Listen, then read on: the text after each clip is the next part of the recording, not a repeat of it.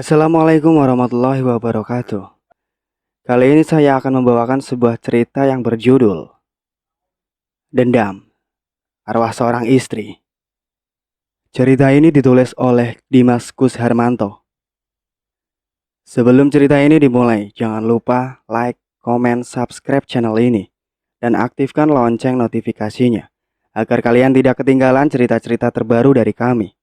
Tanpa basa-basi dan tidak usah berlama-lama lagi, langsung saja kita masuk ke ceritanya.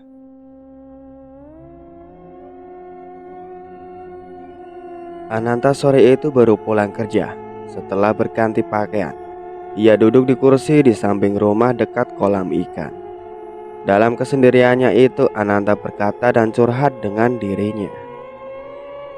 Ada pertanda apa ya? Sudah 3 malam ini aku berturut-turut bermimpi ditemui Puspita terus, katanya. Dan dalam mimpinya Puspita tidak berkata sepatah kata pun. Hanya air mata saja yang mengucur deras. Apa ada hubungannya dengan rencana aku menikah dengan Ruri? Kembali di sini Ananta juga diuji keimanannya dengan berdialog bersama hati yang busuk dan hati yang baik. Hati yang baik mengatakan, Ananta, batalkan rencana pernikahanmu dengan Ruri. Kalau ini engkau lenggar, berarti kamu telah mengkhianati Allah. Mimpi bertemu dengan Puspita itu merupakan peringatan. Jadi ayo memohon bimbingan Sang Pencipta agar dijauhkan dari godaan-godaan setan yang terkutuk. Sedang hati yang busuk coba merayu Ananta. Sudahlah Ananta, nikah saja dengan Ruri. Apalagi Ruri itu cantik. Jangan hiraukan apa kata orang, bahkan ustadz sekalipun. Mereka itu cuma bisa ngomong. Apa-apa dosa. Kalau hidup hanya dipikirkan dosa, kamu akan linglung Ananta. Nikmati hidup ini dengan bebas. Jangan mudah terperangkap dengan agama. Banyak aturan, kata hati yang busuk merayu Ananta. Laki-laki karena iman yang lemah, mudah tergiur dengan mulut manis syaiton. Ananta karena akhirnya memilih nasihat hati yang busuk syaiton. Acara persepsi pernikahan Ananta dan Ruri. Kurang 2 minggu lagi, semua keperluan acara resepsi tersebut. Ananta dan Ruri siang ini dijadwalkan untuk mencoba baju dan gaun pengantin yang sudah 2 minggu dipesannya, yang dirancang desainer terkenal. Siang itu sengaja Ananta tidak memakai tenaga driver. Ananta mengendarai sendiri mobil bersama Ruri menuju ke Harmoni. Dengan kecepatan yang cukup tinggi, Ananta menyusuri jalan tol Gatot Subroto saat itu. Ruri dengan tenang duduk di samping Ananta, sembari menyuapkan jeruk manisnya ke Ananta. Selama dalam perjalanan mereka bercanda, bercerita, kadang bernyanyi. Sampai mereka terlena. Saat akan keluar dari tol, mendadak Ananta melihat seseorang lewat di depannya. Dan ini membuat Ananta panik, sehingga seharusnya menginjak rem, ini malah menginjak gas. Kontan mobil tidak terkendali dan menghantam tiang listrik. Dengan benturan yang keras, terlihat bagian depan mobil ringsek. Bunyi benturan yang keras tersebut menarik perhatian sekelompok abang Gojek yang sedang menunggu orderan dan berjalan kaki. Mereka berhamburan memberi bantuan. Mobil menabrak, ayo tolongi, teriak salah satu abang Gojek. Akhirnya mereka berkerumun bersama pejalan kaki. Mobil mereka gedor-gedor. Pak, buka pintunya pak, teriak masyarakat yang sudah berkumpul di sekitar mobil. Mereka berusaha melihat ke dalam. Terlihat Ananta kepalanya menunduk di atas setir, dengan dari telinganya mengeluarkan darah, juga dari keningnya. Sedangkan Ruri bersandar di sandaran jok dengan bagian perut tergencet dashboard. Darah mengucur dari keningnya. Pipinya kena pecahan kaca. Mereka pingsan semua. Masyarakat yang berkerumun bingung karena pintu mobil tidak bisa dibuka. Sementara dari bawah mobil keluar asap hitam yang semakin lama semakin besar. Sehingga dengan apa yang ada, mereka berusaha memecahkan kaca mobil. Akhirnya kaca mobil bisa dipecahkan. Melalui jendela mobil, kedua penumpang itu berusaha untuk dikeluarkan walau dengan usaha payah. Asap terus mengepul sebagian besar. Setelah korban bisa dikeluarkan, langsung dibawa menjauh dari mobil. Dikhawatirkan mobil meledak. "Pak, tolong hubungi polisi," pinta salah satu masyarakat. Ada pula yang mencari identitas korban. "Ini Pak, dompet korban yang wanita berhasil ditemukan," kata anak muda yang tubuhnya belepotan darah karena membopong Ruri. "Cari KTP atau handphonenya untuk menghubungi keluarganya," kata yang lain. Masyarakat yang lain, ada yang sibuk menyiram mobil dengan air agar jangan sampai terbakar. Lalu lintas dibuat macet siang itu. Polisi datang dan masyarakat yang berkerumun diminta untuk bubar dan meninggalkan KTP agar polisi leluasa bekerja. Dua korban yang masih tergeletak di teras sebuah perkantoran dengan dalam keadaan tidak sadarkan diri oleh polisi segera dibawa ke rumah sakit terdekat. Dari plat nomor mobilnya, polisi langsung mengecek ke kantornya dan diketahui bahwa pemilik mobil itu Ananta, pembisnis yang sudah cukup punya nama. Sedang korban wanitanya, polisi sudah mengantongi nomor teleponnya untuk segera memberitahukan ke pihak keluarganya. Sesampai di rumah sakit, kedua korban kecelakaan itu segera ditangani dokter. Sedangkan pada saat handphonenya berdering, Pak Tejo sedang duduk santai di ruangan keluarga bersama istri. Handphone yang pas berada di depan Pak Tejo langsung diangkat. Pak Tejo sedikit kaget karena penelponnya dari kepolisian. "Betul Pak, saya Tejo." "Betul juga Pak Polisi, Ruri itu putri saya." "Apa? Iya, saya segera ke sana. Terima kasih Pak Polisi." Handphone dilemparkannya begitu saja. Kemudian Pak Tejo memberitahu istrinya kalau Ruri berada di rumah sakit. "Ya Allah Ruri, kamu kenapa bisa berada di rumah sakit?" gumam Bu Tejo sembari mengambil tas dan tanpa mengganti baju langsung mengejar Pak Tejo yang sudah berjalan ke mobil. Selama perjalanan ke rumah sakit, Bu Tejo menangis terus dengan menyebut nama putrinya. "Ibu, jangan menangis terus. Doa agar putri kita selamat. Ini malah menangis," gerutu Pak Tejo sambil mengendarai mobilnya. "Ibu takut Pak, takut kalau Ruri tidak tertolong. Makanya berdoa." Setengah jam kemudian, Pak Tejo sampai di rumah sakit. Mereka setelah memarkirkan mobilnya terus berjalan sampai menuju ke dalam. Di dalam, Pak Tejo dan ibu oleh perawat yang ada diminta menunggu di ruang tunggu. Korban sedang dalam pemeriksaan dokter. Nangis dan menangis yang bisa Bu Tejo lakukan. Beberapa kali Pak Tejo minta jangan menangis. Bu Tejo tidak peduli. Tibanya di ruangan tunggu, Bu Tejo melihat Pak Broto dan Ibu Broto sudah berada di tempat itu terlebih dahulu. Bu Tejo langsung memeluk Bu Broto sambil menangis. Begitu juga dengan Bu Broto. Keduanya saling menangis. "Bagaimana Mbak Ayu anak kita? Kenapa bisa begini?" tanya Bu Tejo di sela-sela tangisnya. "Jeng, saya juga tidak tahu kenapa kecelakaannya ini bisa terjadi." Sekitar 3 jam kemudian, setelah kedua korban sudah dipindahkan ke kamar perawatan, mereka baru diperbolehkan masuk. Ananta dan Ruri ditempatkan di dalam satu kamar perawatan di kelas VIP. Bu Broto dan Pak Broto duduk di sebelah Ananta yang berbaring tidak berdaya dan keadaan belum sadar. Begitu pula Pak Tejo dan Ibu Tejo duduk di sisi Ruri yang terlelap tak sadarkan diri. Di tubuh kedua korban banyak yang dipasang alat-alat termasuk infus. "Ya Allah nak, bagaimana ceritanya bisa begini?" kata Bu Broto dengan tangannya mengusap-usap kening Ananta. Seorang perawat masuk dan meminta agar ada satu wakil keluarga dipanggil dokter Akhirnya Pak Tejo dan Pak Broto yang mewakili keluarga. Rupanya Pak Broto yang diberi kesempatan menemui dokter. Pak Broto bagai mendengar petir di siang bolong. Dengar penuturan dokter. Jadi anak saya bisa sembuh tetapi akan mengalami amnesia, dok.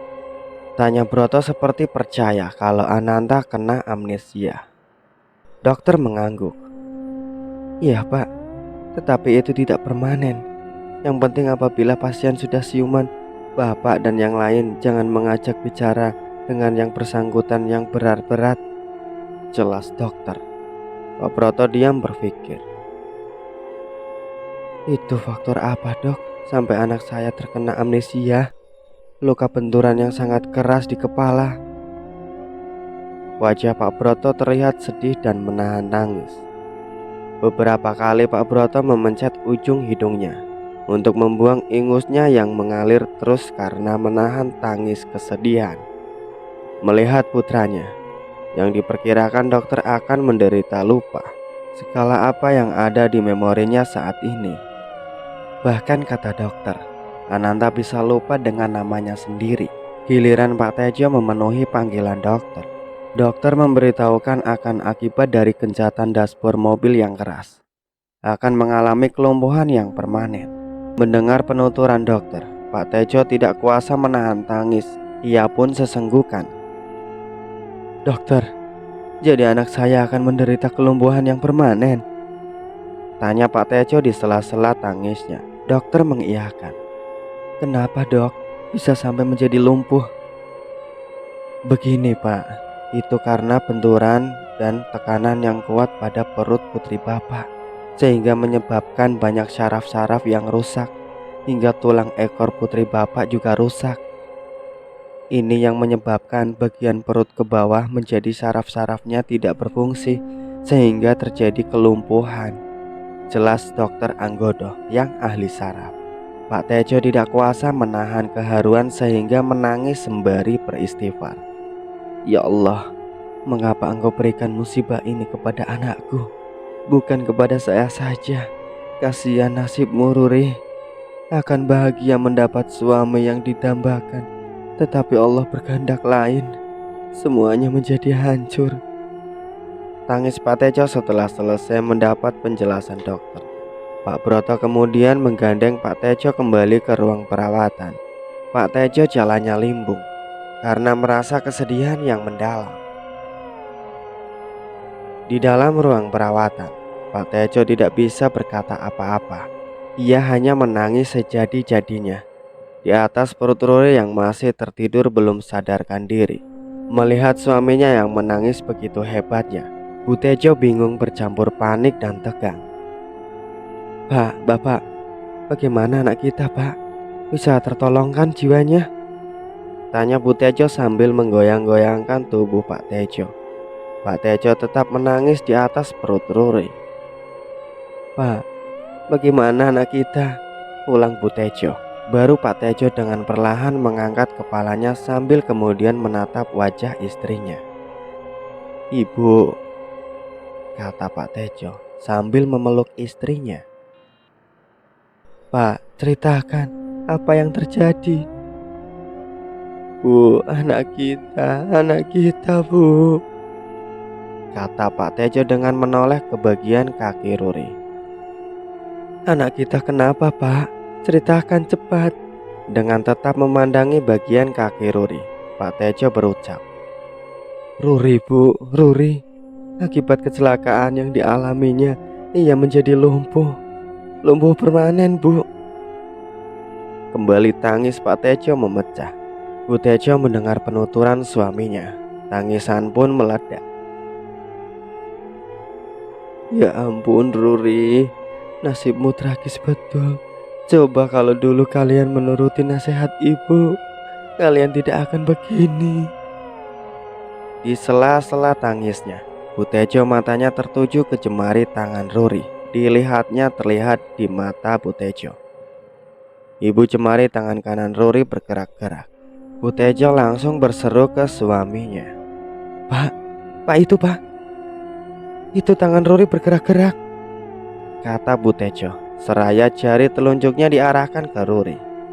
Pak Tejo menoleh dan melihat kalau tangan Ruri sudah bergerak-gerak. Ini mengindikasikan kalau pasien sudah siuman. Kemudian Pak Tejo mendekat ke Ruri dan memegang tangannya. Ruri, Ruri, ayo bangun nak, bangun, bisik Pak Tejo ke telinga Ruri. Kebetulan saat itu ada perawat masuk membawa obat-obatan yang harus diminum Ruri. Mbak, mbak sini mbak, coba dilihat tangan pasien pada bergerak kelima-limanya, jelas Bu Tejo ke perawat. Perawat itu kemudian mendekat ke Ruri. Dengan tangannya perawat itu mencubit dengan pelan lengan Ruri. Tiba-tiba tangan yang lengannya dicubit bergerak. Perawat itu tersenyum. Ibu dan bapak, alhamdulillah pasien sudah siuman. Tinggal tunggu saja, sebentar lagi pasien akan membuka matanya, kata perawat tersebut, yang kemudian keluar setelah meletakkan obat-obatnya di meja dekat pasien. Di tempat lain, di tempat Ananta, Pak Broto dan ibunya hanya diam. Yang terlihat tangisan saja. Seperti bapak dan ibu Broto sudah pasrah saja dengan apa yang terjadi pada putranya. Bagi mereka ini semua terjadi sudah seizin Allah. Kita banyak-banyak berdoa saja ya Bu. Semoga ada keajaiban terjadi pada anak kita, kata Pak Broto pasrah. Iya Pak, Ibu selalu berdoa yang terbaik bagi Nanta, ujar Bu Broto. Beberapa saat kemudian pintu kamar ada yang mengetuk. Pak Broto cepat berdiri dan membukanya. Dilihatnya Dinda bersama kakek dan nenek Yusdi datang. Begitu melihat papanya terbaring tiada berdaya, Dinda langsung berlari. Dan dengan kedua tangannya yang mungil, Dinda memeluk papanya. Papa bangun, Papa bangun. Papa kenapa? Kalau Papa sakit siapa yang cari duit buat makan Dinda? Kata Dinda memelas dengan tangisannya. Bu Broto yang tidak tahan menjadi ikut menangis. Dinda, ayo jangan menangis begitu.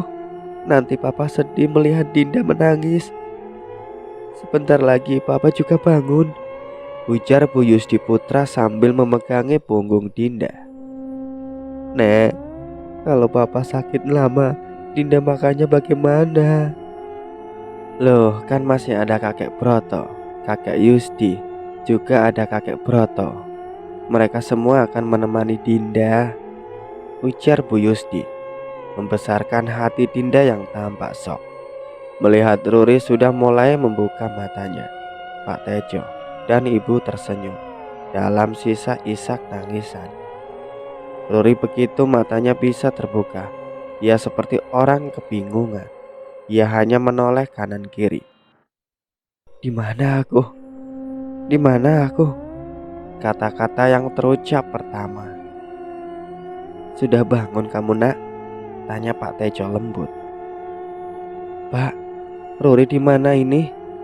Tenang nak, tenang. Kamu sekarang berada di rumah sakit. Apa? Di rumah sakit? Ruri sakit apa? Tenang dulu, biar dokter yang memberitahunya. Ruri berusaha akan bangun, tetapi dari batas pusar ke bawah tidak dapat digerakkan. Pak, Bapak, kaki Ruri Pak, tidak bisa digerakkan kaki Ruri, tidak bisa digerakkan, teriak Ruri, mengetahui kedua kakinya lumpuh. Sabar nak, sabar ya, ucap Bu Tejo dengan mengucurkan banyak air matanya. Tidak, Ruri tidak mau lumpuh, tidak, kata Ruri dengan berusaha berontak, tapi tidak bisa. Hanya sebatas pusar ke atas yang bisa bergerak. Ternyata arwah Puspita ada di tempat. Rasakan kalian lumpuh sepanjang umur, makanya jangan suka kegatelan. Sombong dengan percaya diri akan mendapatkan Ananta. Kini kamu tinggal mimpi saja untuk mendapatkan Ananta. Kamu lumpuh dan Ananta kena lupa segala memorinya. Aku puas sudah melampiaskan segala dendamku. ke semua yang telah menyakitiku.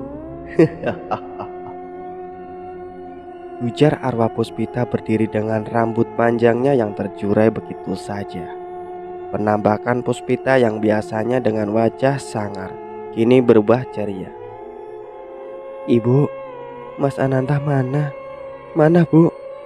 kata Ruri yang masih sempat-sempatnya menanyakan Ananta. "Ruri, sudah, kamu tidak usah mengurusi orang lain. Urus dirimu sendiri saja dulu," pinta Pak Tejo. "Tidak, mana Mas Ananta? Mas Ananta jangan tinggalkan Ruri," teriak Ruri yang kencang mengganggu pasien-pasien di sekitarnya. Seorang perawat datang untuk menenangkan Ruri yang meronta memanggil nama Ananta. "Mbak Ruri, Mbak tenang ya. Mbak kan ingin cepat sembuh.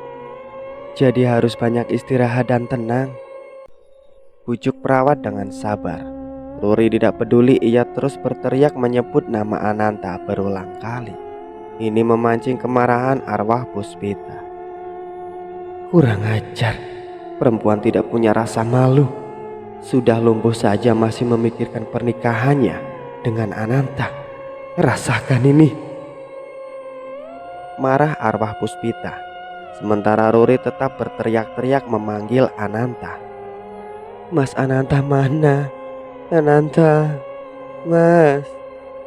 Ruri tidak ingin gagal pernikahan ini. Ini pasti ulah setan, istrinya yang sudah mati itu," kata Ruri dengan tangisan bercampur marah karena merasa pernikahannya pasti gagal. "Ruri, kamu jangan bicara seperti itu, bahaya nak," tutur Pak Tejo memberikan saran dengan tangannya membetulkan kain selimut Ruri yang berantakan karena ulahnya. "Pak, Ruri sudah tanggung begini. Ruri akan balas itu si Puspita. Panggil dukun kumis, Pak. Ayo, Pak," pinta Ruri. Pak Tejo menggeleng. Puspita yang berada di samping Ruri langsung menampar mulut Ruri. Jerit Ruri dengan kepala bergerak ke kanan. Keadaan ini tentu membuat yang ada dalam kamar itu terperangah.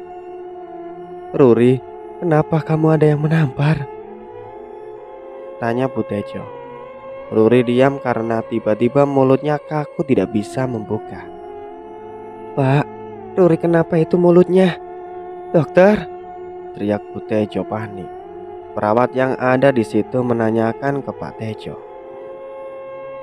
"Pak, tadi kalau saya tidak salah dengar, pasien menyebut nama Puspita. Siapa itu, Pak?" tanya perawat itu ke Pak Tejo. Pak Tejo kemudian menjelaskan ke perawat tersebut. "Wah, jangan-jangan sepertinya pasien tadi terkena tamparan. Apa mungkin dari almarhum?" Pak Tejo hanya mengangkat bahunya, mendadak tidak tahu. Perawat manggut-manggut dengan raut wajah penasaran. Keanehan terjadi sejak mulutnya seperti tertampar.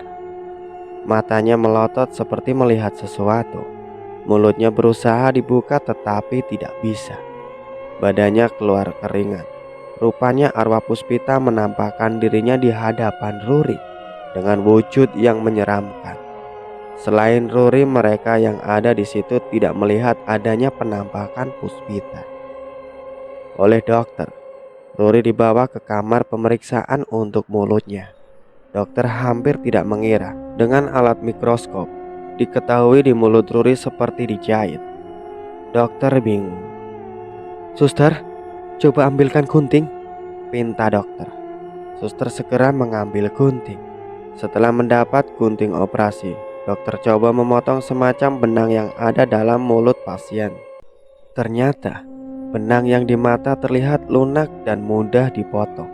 Yang terjadi benang itu ulet dan sulit diputus. "Aneh, sepanjang saya jadi dokter ahli bedah mulut, baru kali ini mengalami kejadian ini," cerita dokter. Suster yang mendampingi hanya bisa terpana dan bengong. "Aneh, Dok," katanya. Selanjutnya hari itu dipanggil semua dokter spesialis untuk memeriksa masalah yang dialami pasien Ruri. Di ruang pemeriksaan, para dokter sibuk mengatasi mulut Ruri. Di tempat lain, di tempat Ananta menjalani perawatan, Bu Proto dan Bapak sibuk berbincang dengan Ustazah Fatimah. Bapak dan Ibu Proto, terima saja apa yang sudah terjadi, khususnya dengan Pak Ananta, kata Ustazah memberi saran. Iya Ustazah, saya sudah ikhlas dengan apa yang menimpa anak saya. Cuman yang masih jadi ganjalan pada diri saya, apa salahnya kalau Ananta menikah? Ya mesti sah-sah saja, kan istrinya sudah wafat, keluh Pak Broto. Ustazah mendengarkan keluh Pak Broto, coba tersenyum. Mendadak belum sempat memberi jawaban, Ustazah Fatimah seperti melihat sesuatu.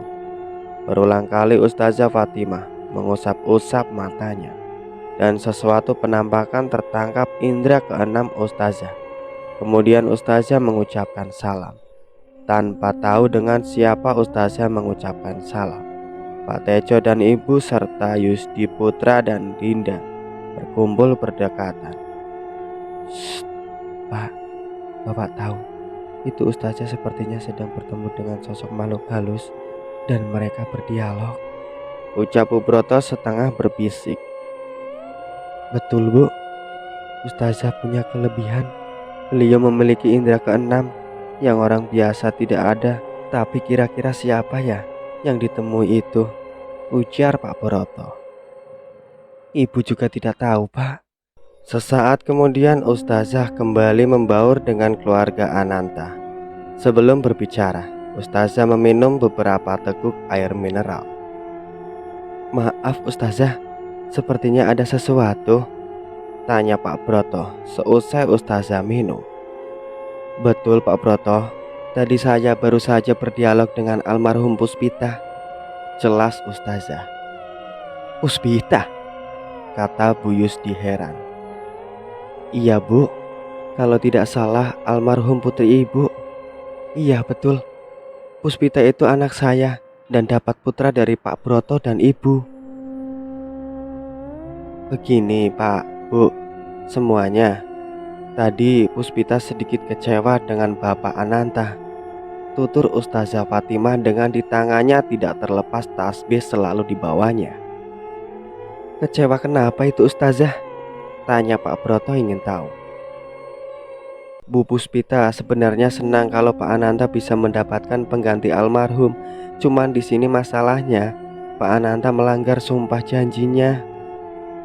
Pak Broto dan Ibu Broto saling berpandangan. Sumpah janji apa ya? Kata Pak Broto. Sumpah janji kalau Pak Ananta tidak melirik menikah lagi sebelum mengurus Dinda hingga dewasa dan menjadi orang serta bisa hidup mandiri. Tetapi pada kenyataannya Pak Ananta sudah tidak memperdulikan Dinda, melainkan sibuk dengan urusannya dirinya sendiri dengan wanita pilihannya. Jelas Ustazah. Semua yang ada mendengar penuturan Ustazah Fatimah diam tertegun. Dan keadaan yang sekarang terjadi itu, apa ada kaitannya dengan sumpah janjinya Ananta?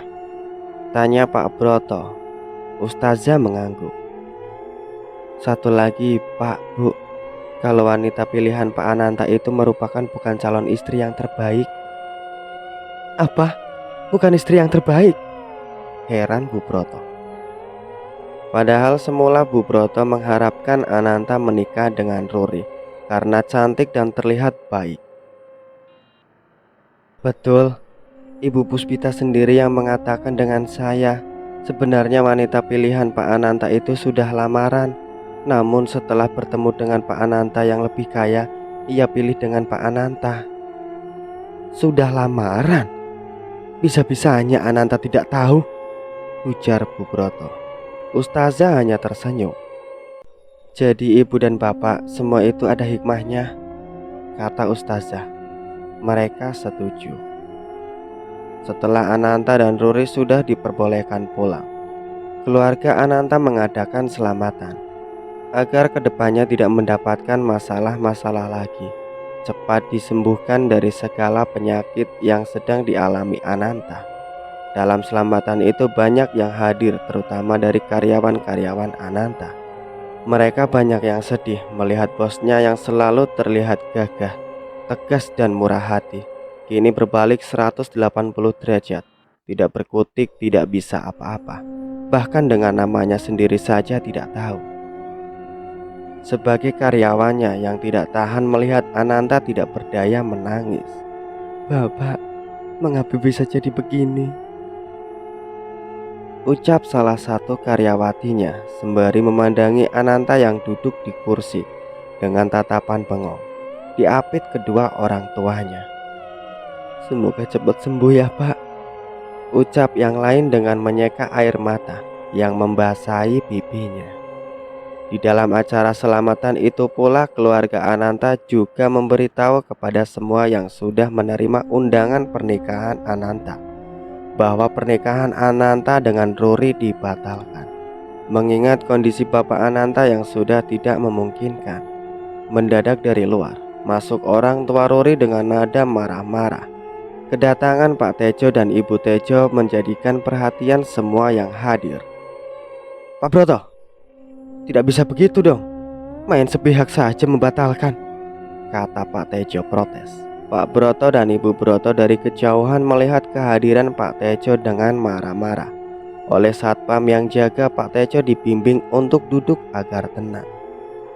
"Pak, Bapak, mari duduk dulu agar tenang semua, nanti bisa dijelaskan," bujuk satpam sambil menuntun Pak Tejo duduk. Namun lain di pemikiran Pak Tejo. Pak Tejo menolak diminta duduk sebelum ucapan pembatalan itu dicabut. "Pak, ini semua karena keadaan. Pak Ananta sudah tidak mampu apa-apa," jelas satpam. Pak Tejo menatap ke wajah satpam. "Heh, kamu apa kapasitasnya di sini? Berani-beraninya berkata begitu," ujar Pak Tejo. "Saya di sini petugas keamanan, Pak, membuat agar acara ini lancar, aman dari pengganggu-pengganggu," jelas satpam itu. "Masih sebagai satpam saja sudah sombong." Satpam tersebut mencoba tenang. Kemudian oleh Pak Yusti Putra, Pak Tejo diajak keluar menjauh ruangan acara yang banyak tamu. Sedangkan hadirin yang sebagai anak buahnya Ananta banyak yang berucap, "Usir aja." Suasana semakin gaduh setelah Ruri datang dengan memakai kursi roda yang didorong oleh Bu Tejo. Mas Ananta, kapan kita nikah? Kapan, Mas?" teriak-teriak Ruri dari kursi roda. Rupanya ada pengunjung yang juga salah satu karyawan Ananta yang tidak senang dengan sikap Ruri. Mbak apa tidak melihat kondisi Pak Ananta?" katanya. "Mas Ananta, cepat, kapan kita menikah?" Ruri tidak peduli dengan wanita yang baru saja menegurnya. "Mbak, tidak punya telinga?" kesal wanita itu. "Siapa kamu? Jelmaan Puspita?" "Saya tidak takut dengan Puspita. Dia yang membuat acara berantakan dan saya jadi lumpuh begini." Setan Puspita, pergi kau!" hardik Ruri. Tiba-tiba keadaan aneh terjadi. Kursi roda yang diduduki Ruri lepas dari pegangan Bu Tejo, dan kursi roda itu meluncur dengan sendirinya menuju keluar. Bu Tejo yang melihat Ruri dibawa kabur kursi roda itu hanya bisa berteriak-teriak minta tolong. Tolong, itu anak saya dibawa kemana? Tolong!" teriak Bu Tejo sambil berlari mengejarnya. Sedang Ruri yang berada di atas kursi roda itu pun berteriak-teriak minta tolong. "Tolong, mau di kemana aku?" Dengan dua tangannya digerak-gerakkan ke atas. Hadirin yang semula hikmat sedang mengikuti selamatan berlarian keluar dan melihat seseorang ada di atas kursi roda berjalan sendiri. Mereka terutama yang laki-laki dan masih muda mengejar dengan sekuat tenaga. Tetapi Ruri di bawah kursi roda itu lebih cepat. Di jalan yang dilewati Ruri, masyarakat saling berpandang kebingungan ada kursi roda berjalan sendiri. Mereka juga rame-rame ikut membantu penangkapan kursi roda itu. Ruri di atas kursi roda tersebut berjalan cepat menuju ke suatu galian bangunan yang batal dibangun, sehingga membentuk semacam danau. Menurut cerita masyarakat setempat, danau bekas galian bangunan itu angker. Sering tiap malam Jumat ada penampakan 2 ekor buaya putih. Oleh masyarakat, buaya itu sudah dicari oleh penyelam-penyelam ulung. Tidak ditemukan sarangnya. Dan Ruri terlihat kursi roda itu menuju ke arah danau tersebut. "Bapak, Ibu, tolong Ruri. Mau dibawa kemana Ruri?" kata Ruri dengan menangis. Masyarakat yang berbaur dengan hadirin selamatan di tempat Ananta ramai mengejar sambil berteriak-teriak. "Ayo kejar, kejar terus sampai dapat, ayo!" teriak salah satu masyarakat. Ruri terus melaju dengan kursi rodanya semakin cepat. Dari begitu banyak yang mengejar, tidak ada satupun yang bisa mengejar. Bahkan karena gaduh suasana di jalan, polisi turun tangan mengejar dengan motor trailnya. Tetap saja tidak mampu. Oleh polisi untuk menghentikan laju kursi roda itu, mengarahkan pistolnya ke ban kursi roda itu. Yang terjadi perasaan polisi sudah mengarahkan ke sana kemari, tetapi pelurunya membelok dan mengenai pohon yang ada di pinggir jalan. Di rumah Ananta tegang semua. Hadirin sebagian keluar mengejar Ruri. Ada yang berlari, ada yang menggunakan motornya, bahkan ada yang memakai mobil pribadinya. "Pak, bagaimana bisa begitu? Aneh. Apa ini jangan-jangan arwah Puspita marah karena omongan Ruri yang menantang?" tanya Bu Broto. Pak Broto hanya menggeleng. "Bapak tidak bisa ngomen apa-apa.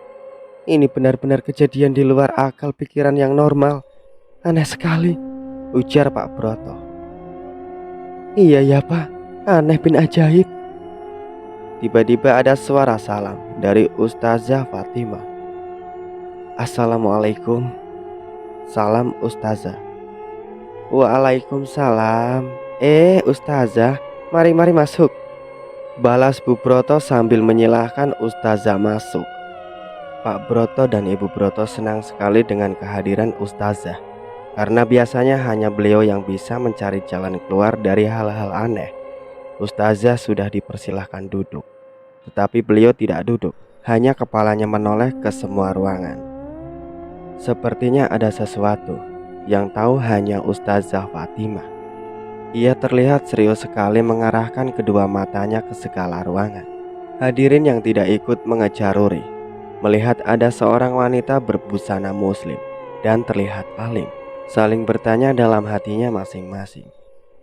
Bu Broto yang semula sudah duduk berdiri lagi dan mengikuti Ustazah Fatimah yang berjalan menuju ke ujung ruangan yang kosong.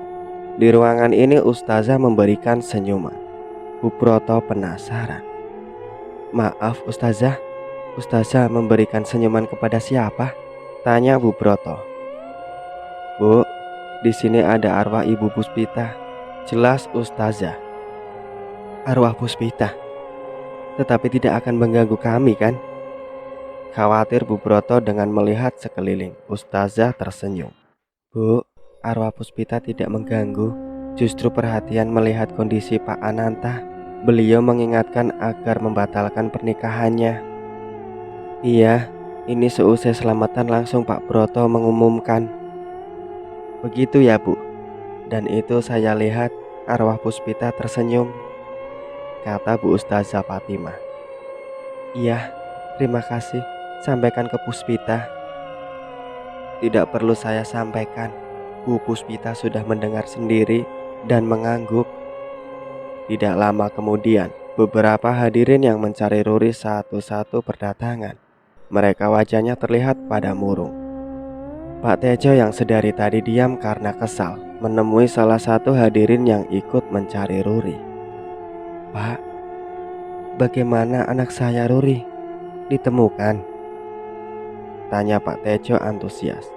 Hadirin yang ditanya menggeleng pelan. "Tidak ditemukan. Kemana dia? Siapa yang membawa dia pergi?" protes Pak Tejo. "Saya tidak tahu Pak." Ini pasti ulah arwah Puspita. Dia cemburu Ananta akan menikah dengan Ruri. Rupanya Bu Broto mendengar ucapan Pak Tejo. Bu Broto langsung menghampiri Pak Tejo. Tejo, maaf sekali. Dikarenakan kondisi yang tidak memungkinkan Ananta menikah lagi, maka dengan terpaksa kami keluarga Ananta membatalkan pernikahannya, terang Bu Broto. Tanpa disangka, Pak Broto datang dan mengiyakan ucapan istrinya. Apa? Dibatalkan? Apa-apaan ini? Marah Pak Tejo sembari mendekat ke Pak Broto untuk mengantisipasi hal-hal yang tidak diharapkan. Satpam meminta Pak Tejo menuju ke ruangan lain. Di ruangan ini, Ustazah memberikan penjelasan ke Pak Tejo. Dengan penjelasan Ustazah yang didasari dengan pertimbangan agama, sepertinya Pak Tejo sedikit demi sedikit menerimanya. Apalagi ditambah informasi dari Ustazah bahwa Ruri tidak hilang, tetapi sudah berada di rumah. Anak saya sudah di rumah. Bukankah tadi dibawa kursi rodanya yang berjalan sendiri? Ustazah kembali tersenyum. Benar Pak, di mata orang awam memang seakan Ruri dibawa lari. Sebenarnya tidak. Itu yang bawa arwah Puspita karena akan membuat keonaran. Maka sebelum terlambat, cepat-cepat arwah Puspita mengamankan Ruri untuk dipulangkan ke rumahnya, sehingga acara selamatan di keluarga Bu Broto bisa berjalan lancar. Ananta yang dalam selamatan itu dihadirkan dengan mengenakan baju batik, duduk di atas kursi dengan pandangan yang hampa. Ia hanya mampu toleh sana toleh sini. Kadang kedua orang tuanya mengajak berdialog, namun di raut wajah Ananta tidak ada tanggapan. Ananta sudah tidak bisa apa-apa lagi. Banyak para karyawan yang menangis melihat keadaannya sekarang. Acara selamatan berlangsung lancar, dan di akhir acara Pak Broto memberitahukan kalau acara pernikahan Ananta dan Ruri dibatalkan karena kondisi Ananta yang sudah tidak memungkinkan. Hadirin pun bisa memaklumi. Sebelum acara penutupan, hadirin diberi kesempatan bersalaman dengan Ananta walau tidak tahu apa-apa. Pak Broto dan Ibu terlihat terharu di saat para karyawan mengucapkan salam dengan berjabat tangan. Banyak yang tidak kuat menahan kesedihan hingga tidak bersedia memberi salam. Bagi kedua orang tua Ananta, semua itu sudah seizin Allah, makanya beliau ikhlas dan pasrah. 1 minggu kemudian, Pak Tejo dan Bu Tejo yang sudah tidak bisa apa-apa lagi, pernikahan putrinya gagal, hanya bisa pasrah. Di tengah kepasrahan itu, Pak Tejo mempunyai gagasan untuk menjodohkan kembali Ruri dengan Gono, yang beberapa waktu yang lalu Gono ditolak dan dibatalkan lamarannya. Bagaimana Pak gagasan Ibu?